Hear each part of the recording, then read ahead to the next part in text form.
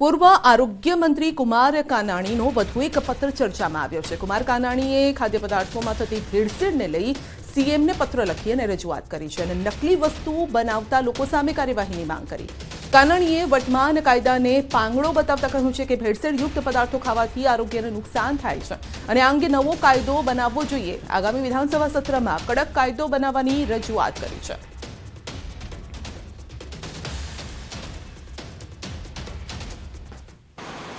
કે ખાદ્ય પદાર્થો અને સામગ્રીની અંદર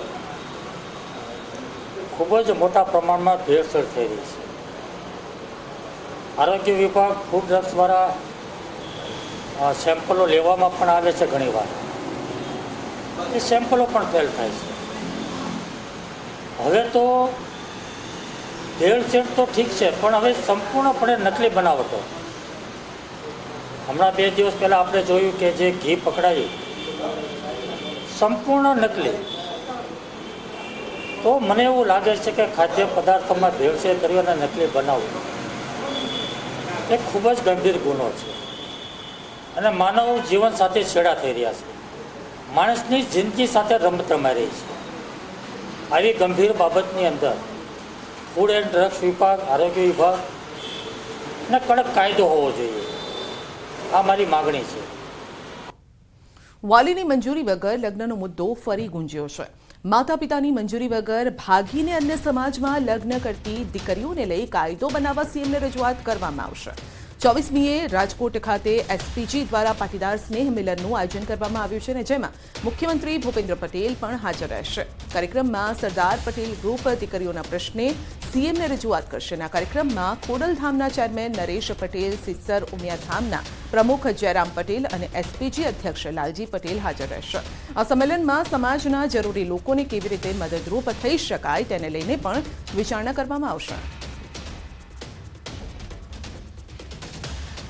સમાજનું આ સંગઠન જે છે વધુને વધુ મજબૂત બને અને જરૂરિયાતમંદ જે લોકો છે એને વધુને વધુ અમે મદદ કરી શકીએ એ હેતુથી અમે સ્નેહ મિલનનું આયોજન કર્યું છે। ભૂતકાળની અંદર પણ જ્યારે 4 મહિના પહેલાં મહેસાણાની અંદર સ્નેહ મિલનનું આયોજન કર્યું હતું એની અંદર પણ અમે મુખ્યમંત્રીશ્રીને રજૂઆત કરી હતી। મુખ્યમંત્રીશ્રીએ વિધાનસભાની અંદર પણ આ મુદ્દાની રજૂઆત કરેલી છે અને રવિવારે જે સ્નેહ મિલન છે એની અંદર પણ અમે આ રજૂઆત કરવાના છીએ। રાજકોટના રીબડામાં મહાસંમેલનની ખાસ તૈયારીઓ। લેવા પાટીદાર સમાજ રીબડા દ્વારા મહાસંમેલનનું આયોજન પૂર્વ ધારાસભ્ય જયરાજસિંહ જાડેજાના પુત્ર ગણેશભાઈના સહયોગથી યોજાશે।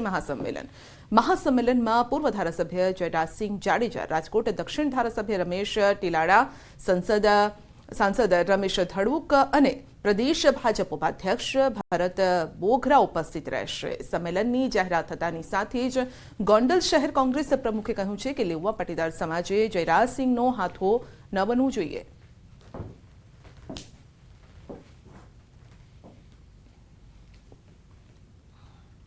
ગાંધીનગર ગિફ્ટ સિટીમાં કંટ્રોલ એસ ગ્રુપ દ્વારા ડેટા સેન્ટરના ભૂમિપૂજન સમારોહનું આયોજન કરાયું। મુખ્યમંત્રી ભૂપેન્દ્ર પટેલના હસ્તે ડેટા સેન્ટરનું ભૂમિપૂજન। કંટ્રોલ એસની હેડ ઓફિસ હૈદરાબાદમાં આવેલી છે। ગિફ્ટ સિટીમાં આ ગ્રુપના ડેટા સેન્ટરના નિર્માણથી રાજ્યની ડિજિટલ ઇકોનોમીને પ્રોત્સાહન મળશે।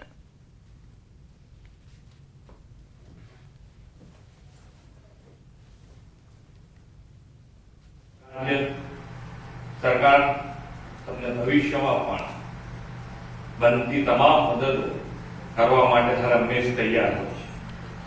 મને વિશ્વાસ છે કે આવનાર દિવસમાં કંટ્રોલ એસ દ્વારા રાજ્યની ડિજિટલ ઇકોનોમીને પ્રોત્સાહન મળશે અને વિશ્વની અન્ય કંપનીઓને પણ ગિફ્ટ સિટીમાં આવવાની પ્રેરણા આપશે।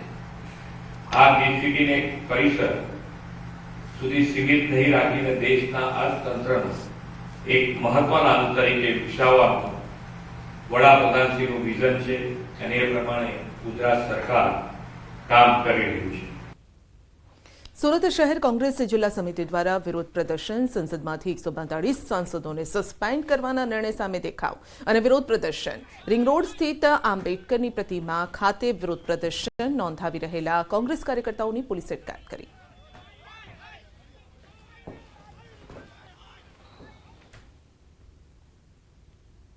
સંસદમાં 3 થી 4 જણા ઘૂસી ગયા અને સંસદની કાર્યવાહી ખોલી નાખી। આટલી સલામતી હોવા છતાં આના માટે જવાબદાર કોણ?